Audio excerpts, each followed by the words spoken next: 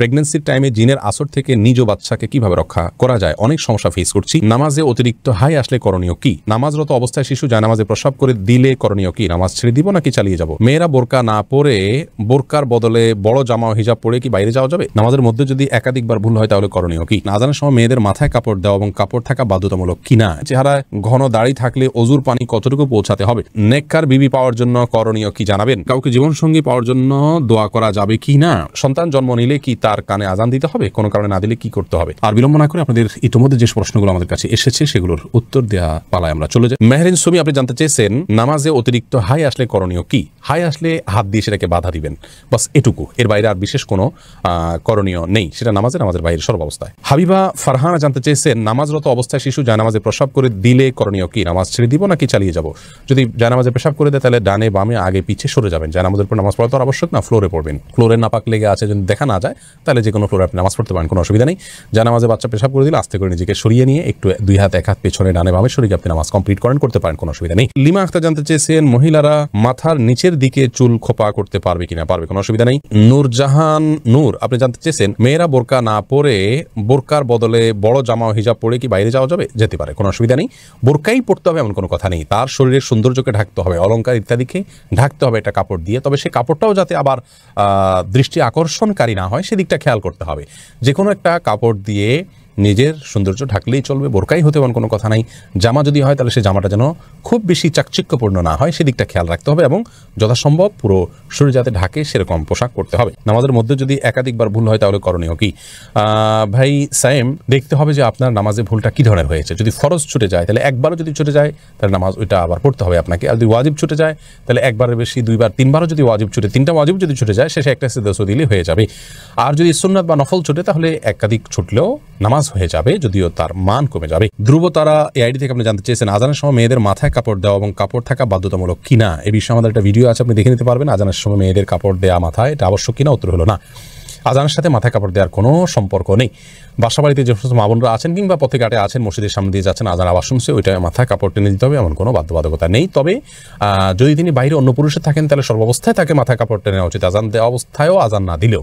আর যদি বাসা বাড়িতে থাকেন তাহলে শুধু আজান দেওয়ার কারণে তার মাথায় কাপড় টেনে দেওয়ার বিশেষ কোনো গুরুত্ব ইসলাম শরিয়ার দৃষ্টিকোণ থেকে নাই। আমাদের অনেক মা বোনরা এটাকে অনেক বেশি গুরুত্বপূর্ণ মনে করেন। তাওহিদ আয়েশা, আপনি জানতে চেয়েছেন বেনামাজি ব্যক্তির হাতের রান্না খাওয়া কি অনুচিত?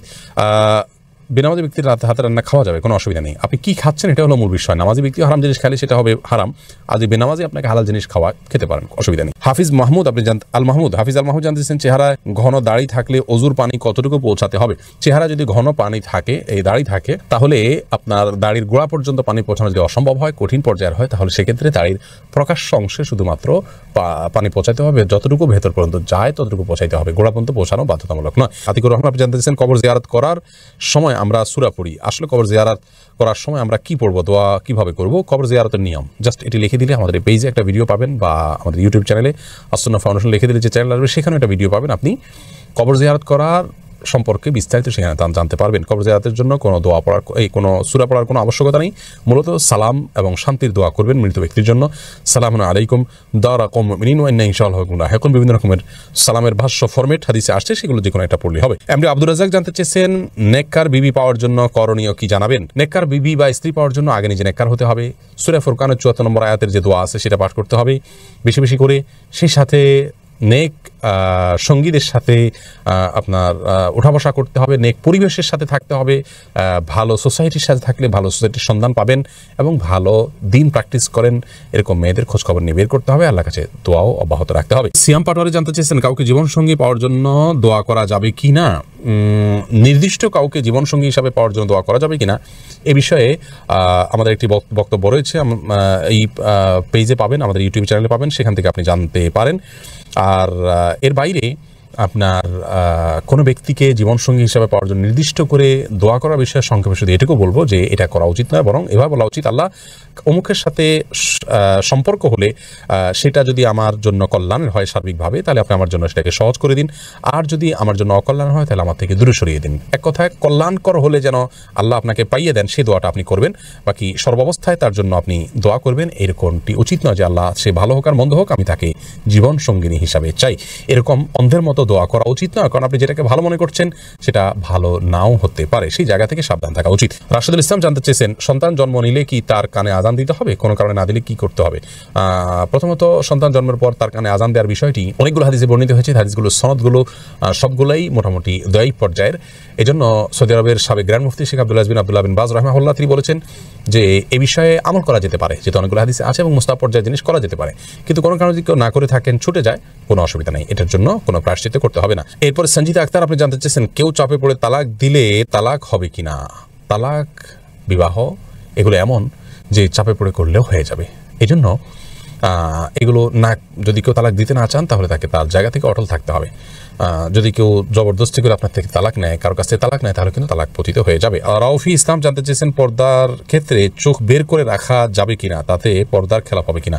চোখ বের করে রাখতে পারবেন, চোখ বের করতে রাখতে পারবেন, কোনো অসুবিধা নেই, কারণ এটা আপনার চলার জন্য জরুরি। কিন্তু চোখেরও সৌন্দর্য যাতে অন্য কেউ দেখতে না পারে সেজন্য সানগ্লাস বা অন্য কিছু ব্যবহার করা উচিত। অন্তত এটা হলো নিজের আত্মসম্মানের ব্যাপার, যে আমার শরীরের কোনো অংশ দেখে কেউ বাজে চিন্তা করবে আমাকে নিয়ে, কেউ মনে মনে জেনা করবে, সে সুযোগ না দেওয়া হলো একজন আত্মসম্মান বোধ সম্পন্ন একজন ইমানদার মানুষের কাজ। সেই জায়গা থেকে এই চেষ্টাটা থাকা ভালো। টিপ পরার শরঈ বিধান কি? সালিম ইবনু সাখওয়াত আপনি জানতে চেয়েছেন।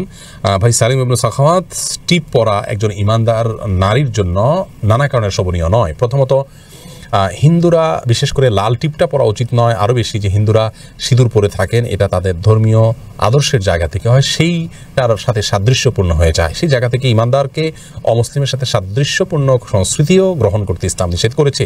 মান তাশাব্বাহা বিকওমিন ফাহুয়া মিনহুম, আবু দাউদের হাদিসে আসছে, নবী সাল্লাল্লাহু আলাইহি ওয়াসাল্লাম বলেছেন যে ব্যক্তি কোনো জাতির সাথে সাদৃশ্য গ্রহণ করবে সে তাদের অন্তর্ভুক্ত হবে।